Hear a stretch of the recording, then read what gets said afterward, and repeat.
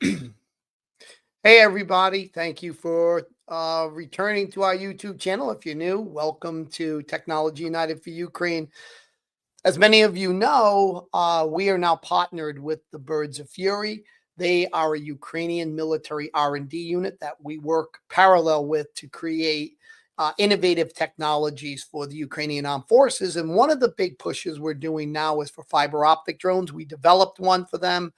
The fiber optic drone is something that we have been developing over about a year. We saw a need for it. One of our members saw a need for it and decided to get us to start thinking about making fiber drones, which I'm going to show you in a minute here. That's why I'm messing around with the screen.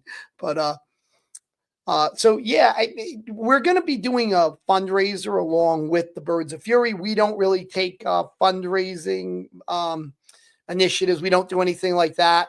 We mostly are self-funded. I have very wealthy engineers, thankfully, and they basically do all of our projects and spend their own money on this stuff, which has obviously been a great asset for the Ukrainians.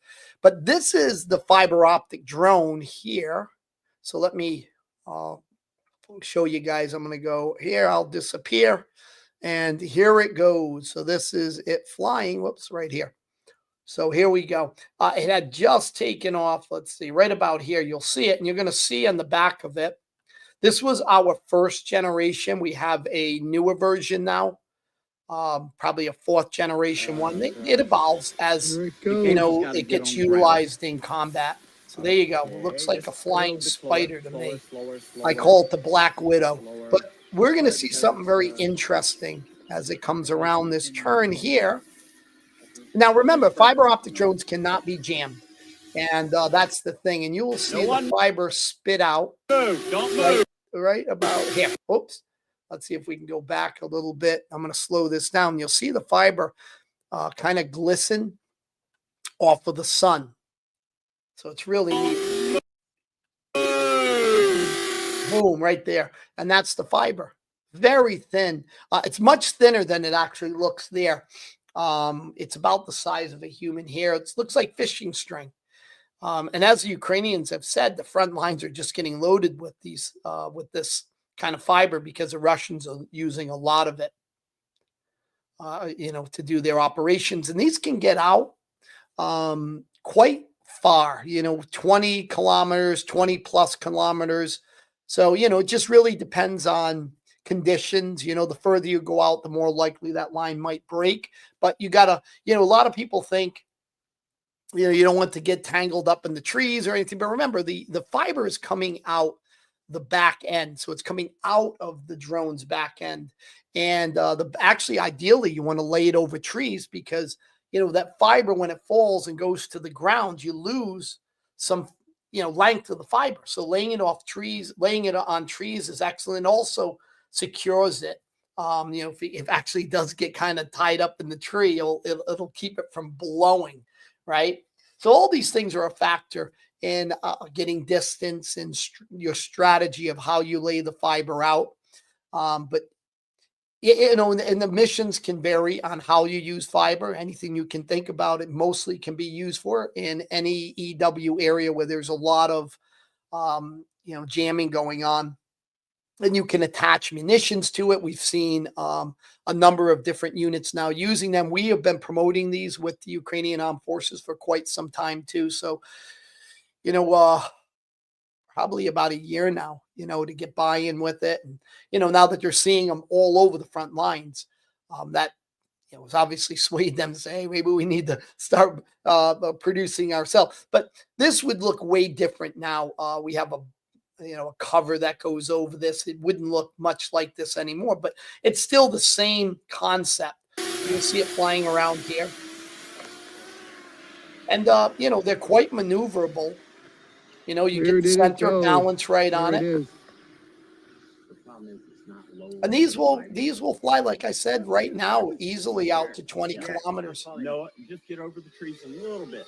When you see those little pieces of fiber that glisten in the sun coming out the back of it. Really weird looking things flying around. And this whole Yeah, area I got know. like covered It's with laying down fiber. now. Over the tree. Perfect. Perfect, Noah. Yeah, so that's a little bit of the drone itself. Let me get back in. All right.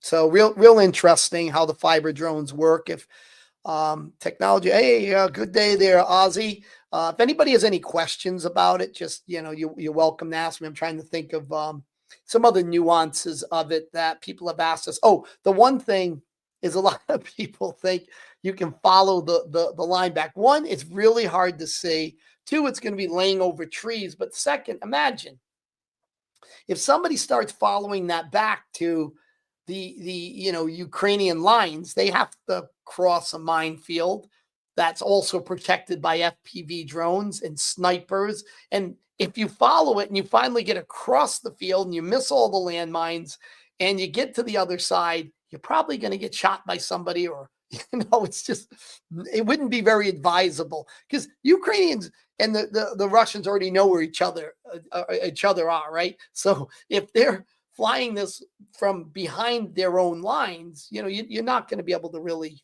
follow it back. And so soon we're going to be doing more fundraising for the fiber optic drones for the Birds of Fury. We're going to be on other people's channels, live streams, raising funds for it. So look for that. I'll probably put it in my community page. That's what I should start doing. But again, if you guys have any questions, leave them in the comments. I mean, after this live is done, if you want to know more about us, we've worked a little bit more, I guess you could say, clandestinely in the past, but now we're trying to get out there and recruit more engineers and put out a little bit more what we're doing, because we do want to help these units that have our weapons platforms, and they're utilizing them. We have drones that take out Shahed drones, so they'll go up and hit them and take them out. And we've given those to the Ukrainian government, the Ukrainian military units, and everybody's kind of got their own projects that they're building upon it, because they want to kind of evolve it for their missions or the problems they see it have. So we work with them and evolving it. They have their own R&D people working on it. So it's kind of how we work. We work as an add-on for some projects. So I might get a request from the Ukrainians to go ahead and help out with this little project, or start our own, or we just have one that organically grows within our own organization. All right, everybody, I'll do a little bit more of these. That way, when people have questions, I'll be open to answering them and as best I can. Let's see, Ozzy Bugger. So let's say Bugger. All right, so let's show the comment here. I recommend that ATP Geopolitics and consider having you on as a guest. I'd love to. We are going to be going on a number of others. We were just on the Shills, and that went really well. They did a fundraiser there. It was at one point somebody donated $250 for the fiber drones, $150 for another person, and $50 here, and 60 here, 20 there. So it went really, really well. And so it was real exciting to see the buy-in. But the buy-in for the fiber drone is pretty easy, because it makes sense. It's not jammable. It's understandable. It's not super expensive. Our kits are only, if everything's bought in bulk, it's $150 to $250, depending on the size of the kit, but mostly somewhere around $200 for each kit. And you add them on, and now that thing is non-jammable. And if you go with ones from defense companies, they can be up as $30,000, $40,000, and probably what the Russians are paying for them, because there's definitely a lot of corruption too. So they might make it fairly cheap, and then really put a big upcharge. But a lot of times they're charging for the software program that goes in it. Everything we do free for Ukraine. It is given over to them. In some cases, we might buy some weapons platforms for them, just from our own budget.